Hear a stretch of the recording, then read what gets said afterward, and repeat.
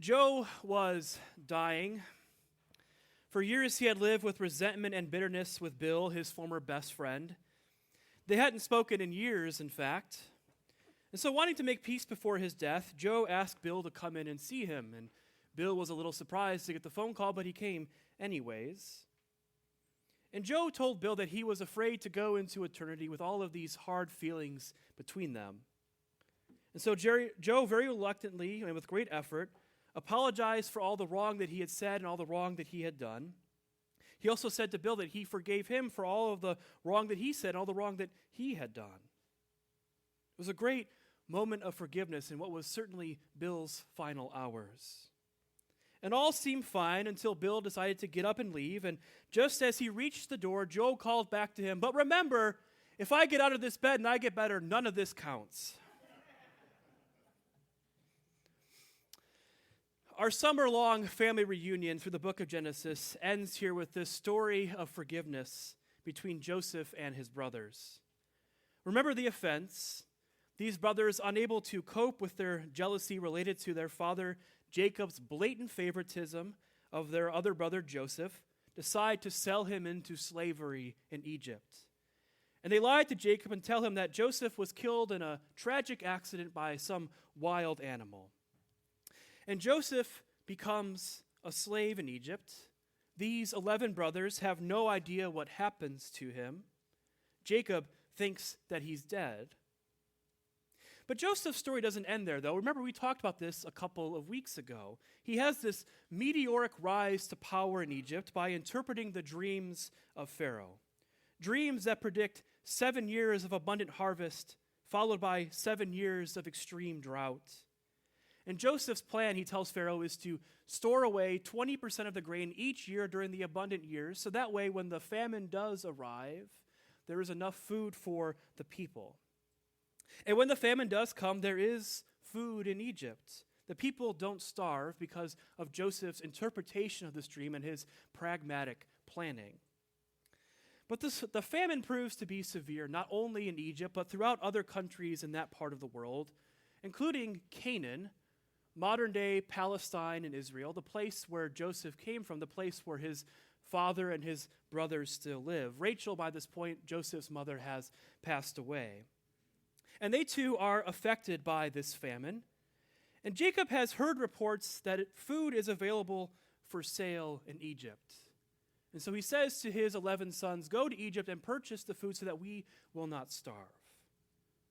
None of them know that Joseph is the reason why there is bread. The brothers have no idea it's the one that they sold into slavery in Egypt who has made their survival possible. Jacob, who after all of these years, I'm sure, still grieves for the son that he lost, his favorite son, has no idea that it's Joseph that he's sending them to. And so when these 11 sons of Jacob show up, they come face to face with Joseph and they bow to the ground. But the brothers don't recognize that it's Joseph. Remember way back when Joseph was with his family, he had dreams about how someday all of his siblings and his parents would bow down to him as their ruler. And here these brothers are unwittingly fulfilling that dream, but they don't know it. All they see is this Egyptian ruler. And to add some nice little drama to the story, because by now we should expect that there's always going to be a nice little level of drama in the book of Genesis. To add some nice drama to the story, Joseph recognizes them. And as you can imagine, he has some unresolved feelings from what these brothers did to him all of those years ago. Joseph is a man of great and growing wealth and power. He has found great success despite the circumstances he went through. But seeing these brothers who wished him dead, who sold him into slavery in Egypt, it brings up some unresolved feelings, because how could it not? And so Joseph uses his power and his position and starts interrogating his brothers. "Why have you come here for bread?" he asks. "Have you come here to spy on us?" And they plead with him, saying, "No, we've only come to buy bread. We are honest men." But in the process of their interrogation, they let it slip that there is another brother of theirs, one that Joseph does not know about, one that was born that after Joseph went off to Egypt, a son named Benjamin. the last son of Jacob and Rachel. And as you can imagine, they are incredibly protective of Benjamin. It doesn't take much for us to understand why. So after losing Joseph, they are going to protect Benjamin at all costs. And Joseph comes across as kind of harsh in this interaction with his brothers. But there's a lingering question on his mind and on our minds as the people who are reading this story. Have these brothers changed, or are they still the same people who sold Joseph into slavery all of those years ago? And so Joseph says, you can have bread for now, but if you are indeed honest men, if you come back to Egypt and want more bread, then you have to bring Benjamin with you. And so it takes some convincing of Jacob, but he does allow Benjamin to come back with them. And then there is some more trickery, because remember, this is a family that loves to play tricks on each other, and not in a good-natured sense either. So Joseph is trying to see if his brothers have changed. And so he says to one of his servants, take one of my silver cups and place it in the bag of grain that Benjamin is going to take back to Canaan. In a sense, Joseph is planting evidence on Benjamin, so that way he can accuse him of stealing. And so when he does level that accusation, he can say to Benjamin, you are going to be a slave in Egypt. He wants to see how his brothers react. And so when it does happen, one of the other brothers, Judah, says, take me in his place. Don't let my father Jacob suffer another loss like this. He is old, and if this happens, this will certainly kill him. And that's when Joseph breaks down. He starts weeping. He weeps so loudly, it says in the text, that his entire household heard him. And he finally reveals his identity to his brothers. I'm sure it was incredibly shocking. He kisses his brothers. They weep together, and they reunite together. And he says, bring my father back here. And so Jacob and his entire household come and live in Egypt. Father and son finally reunited. Jacob, the son that he thought was certainly dead, reuniting with him after all of these years. There's some sense of closure. There is some sense of love. And there's also a sense that Jacob doesn't hold the wrong that his other sons did against Joseph, against them. And that's where Jacob spends the rest of his days. He lives the rest of his days in Egypt, where he dies. And his death causes grief not only among his family, but it seems like he had made an impact on the other Egyptians as well. They also mourn when Jacob dies. But there is a growing fear among these other brothers, these sons of Jacob and his other wife, Leah. What if now that dad is gone, they say to each other, Joseph still bears a grudge against us, and he decides that it's time to exact a little payback. It's time for some revenge. The only thing that was holding him back was the fact that Jacob was still around. And they say to Joseph, hey, Dad told us before he died that he wants you to forgive us for all the things we did way back when we sold you as a slave in Egypt. Now, there's no way of knowing based off of what's in the text if Jacob actually did say this to his sons. Maybe he did, maybe he didn't. There's really no way for us to know. But as they speak to Joseph, Joseph once again begins to weep. And his brothers fall down in front of him and say, we are here as your slaves. Joseph has heard that before, hasn't he? After he sold the bread to the Egyptians and they gave him all of their money, after they gave him all of their livestock and their land and their very lives, they said, we are here as the slaves of Pharaoh, and Joseph accepts. But now here are his brothers placing themselves in front of him, and Joseph could exact his revenge, an eye for an eye and a tooth for a tooth. He could balance the scales of justice and enslave his brothers. No one could blame Joseph for doing that. We know it's not beneath Joseph to enslave people, as he created widespread serfdom across all of Egypt. But Joseph, at the end of Genesis, chooses instead to forgive. He forgives his brothers for their actions. At the end of our family reunion, there is forgiveness and there is reconciliation. There has been a lot of hurt and a lot of pain as we have journeyed through these families in the book of Genesis.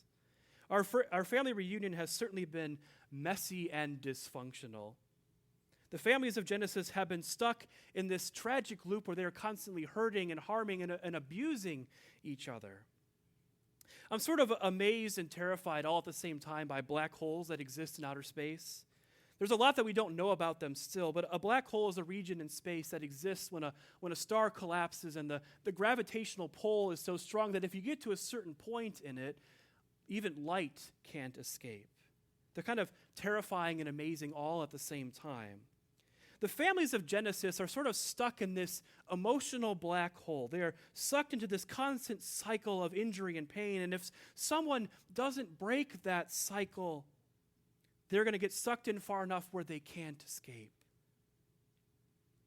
But Joseph here at the end of Genesis is the one who breaks the cycle, the one who offers escape from this tragic loop, this emotional black hole. And he does it by offering forgiveness. Forgiveness is one of the quintessential Christian practices. In the Gospels, when Jesus' disciples ask him how often they should forgive, they say to Jesus, "How about 7 times?" And they think that they're being extra generous because the rabbis at the time said you only had to forgive someone who wronged you 3 times. And here the disciples are offering more than twice the amount of forgiveness. But Jesus says to them, you should not forgive 7 times. No, there's a translation question here. It's either 77 times or 70 times 7. And the point is not that we should get a tally sheet out and keep track of how often we are forgiving somebody. But the point is that there should be no end to our forgiveness. It's all well and good. We all want to be forgiving people. We want to be able to forgive now and not wait till the end of our lives to amend all of the wrongs that have been done. The problem is that forgiveness proves to be rather difficult in reality. And to make matters even more difficult, we hear about those grand and dramatic stories of forgiveness. We can find those in the Bible from time to time. There's the story of Joseph and his brothers that we just read, or there's Esau and Jacob earlier in Genesis forgiving each other after their 20-year absence from each other's lives. There's even Jesus on the cross praying for his executioners, "Father, forgive them, for they don't know what they're doing." But we also find these dramatic stories of forgiveness in the news cycle from time to time. When John Paul II was shot and injured, he showed up at the jail cell of his would-be assassin and he offered this public display of forgiveness. Or Nelson Mandela, after 27 years as a political prisoner, offered forgiveness to those who treated him unjustly. Or way back in 2006, when a community of the Amish forgave a man who had killed several of their children in a shooting in a one-room schoolhouse. And they not only forgave him, even though he had taken his own life, they also looked after his mother to make sure that she was cared for. There were books written about that. There are movies made about that story. These are powerful examples of forgiveness. These are beautiful stories. But they can also leave us thinking that forgiveness is sort of a magical thing, that it takes being a superhero to offer forgiveness. They can leave us feeling guilty and saying things like, well, if the Amish can forgive a man who killed their children, I'm still holding on to a grudge that is so much less serious than that, then what's wrong with me? Forgiveness is an incredibly difficult choice. It is a conscious decision that we will have to make. And that, I think, is the most important thing we can remember in the beginning of our discussion about forgiveness, is that it is a choice. It cannot be compelled or forced on anyone. No one can compel you or make you forgive, not the person who offended you and not the church. No one can guilt or shame you into forgiveness by saying things like, we have to forgive because look how much Jesus forgave others. Yes, Jesus wants us to forgive, but it is an orientation of the heart, and orientations of the heart take work and time and processing. Joseph forgives his brothers after years and years of processing what he went through. We have all been wounded and injured by others. We all have offenses to forgive and to be forgiven for. We all need space in our lives to work through those injuries and those wrongs that have been done to us. And no one and no institution can rush us through that process. It is a lot easier for us to live with anger and resentment than it is for us to forgive. Those wrongs that have been done to us can pull us in like that black hole, pulling us further and further in until we cannot escape. It is so easy to not fight it, but to simply live in that place of anger and resentment. I know I can't be the only one who at many times in my life has been lying awake in bed at 2 or 3 o'clock in the morning, seething about what someone did wrong to me. Sometimes those wrongs were years and years ago. And then I realize that I'm the one lying awake in bed while the other person is probably sawing logs. It affects our health and our well-being to not forgive. We are the ones who suffer when we hold on to the wrongs that have been done to us. Forgiveness, in a way, is an act of self-care. It's a way of building up our own well-being and our own wholeness. What is good for our health and for our well-being is often the more difficult thing. We know how much hard work it is to be healthy, to eat right, and to exercise, when the easier thing, the more fun thing, in my opinion, is to sit on the couch eating junk food, watching movies. Forgiveness requires hard work, but it does lead us to a healthier place in our lives. Forgiveness may never be final. Depending on the nature of your pain, forgiveness may be a moment-by-moment choice. The injury that you experience may be so strong that like a black hole, that woundedness may try again and again to pull you back down. You may have to choose forgiveness moment by moment.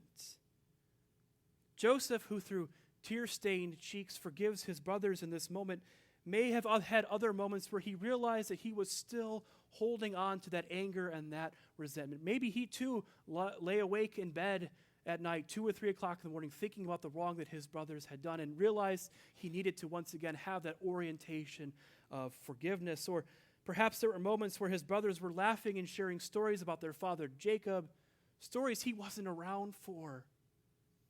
And he realized, I have to yet again forgive.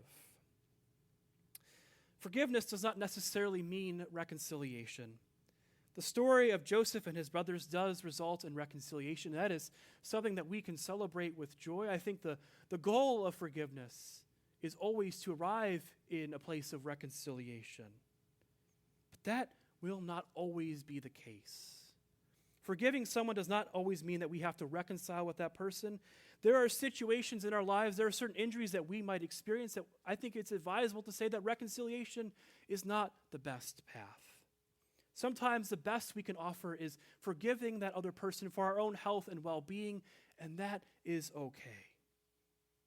But what forgiveness does mean is that that person doesn't get to define your life anymore. The pain that they cause you doesn't get to define who you are. Forgiveness is an act of self-liberation. It's about allowing ourselves to move forward, to be our fullest and most well-loved selves. That you are not defined by the wrong that someone else did to you.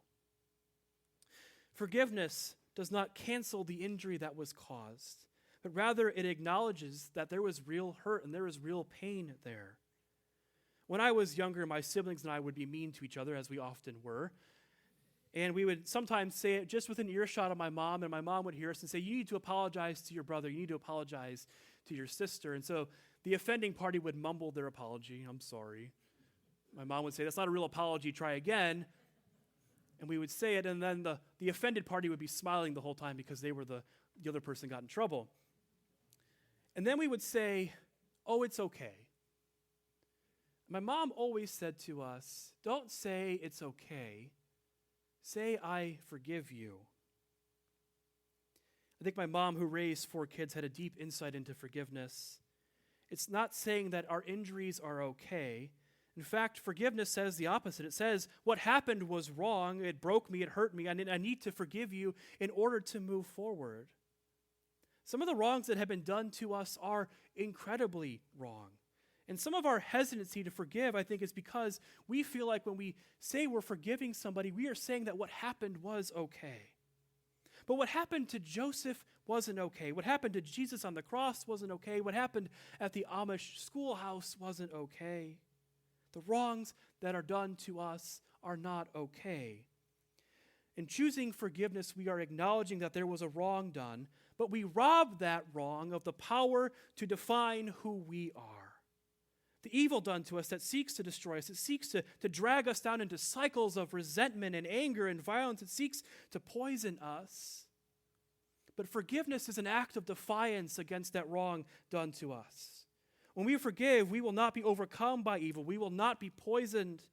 We will instead choose a better path, one that leads to wholeness and well-being, not only for ourselves, but for the world around us. This final act of Joseph in forgiving his brothers, I think, is a fitting end to the book of Genesis. That our family reunion has been incredibly messy and incredibly dysfunctional from time to time. Abraham constantly telling foreign kings that his wife Sarah is not his wife but his sister. And these foreign kings, despite the fact that Sarah is 90 years old, can't resist themselves from bringing Sarah into their harem. Sarah and Abraham abuse and mistreat Hagar. Abraham almost sacrifices Isaac. Isaac and Rebekah play favorites. Jacob is a trickster and a huckster. Uncle/father-in-law Laban uses his daughters as pawns in a scheme with his nephew/son-in-law Jacob. Brothers sell another into slavery. It's been a huge mess. The families of Genesis are incredibly dysfunctional. They make our lives seem so much more normal in comparison. But amidst the mess, in between the trickery, the lying, the deception, and the harm, there are these beautiful moments where God is found. God is found in the cool night air, showing Abraham all the stars of heaven, saying, "This is how numerous your descendants will be. This is the scope of my love and my blessings that will flow not only through you, but through all people who call you their ancestor." God out in the wilderness finding a marginalized slave named Hagar, and Hagar being given the only opportunity anyone in the entire Bible is given, Old or New Testament. She gets to name God, and she names God El Roi, the God who sees all people who are in situations like hers. God is found as Sarah listens from the tent, as God appears in the appearance of three strangers. And she hears beyond all expectation and all possibility that she will give birth to the promised child Isaac, even though she is 90 years old. And she laughs, because who wouldn't laugh at such a preposterous idea? She laughs again as Isaac is placed upon her chest for the first time. The child she thought she would never have. She has a place in God's story. God is found in that strange story of wrestling along the riverbank. God is found in the worst of circumstances, transformed into bread for the whole world. God is found finally in the forgiveness that happens between two brothers, the breaking free of this cycle of injury and pain.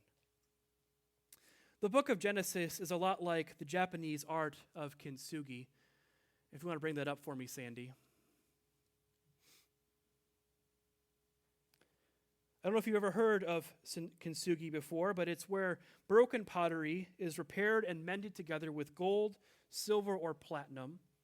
And the cracks are not viewed as something to hide or disguise, but rather they are part of the history and the beauty of what was broken. The cracks, the dysfunction, the hurtful words, and the patterns are not something that we need to be hiding away. They are part of the history and the story of God's people. And it says something about our lives too. Sandy, you can go ahead and take that down for me. As entertaining and as over the top as Genesis is at times, our lives are just as messy and just as dysfunctional.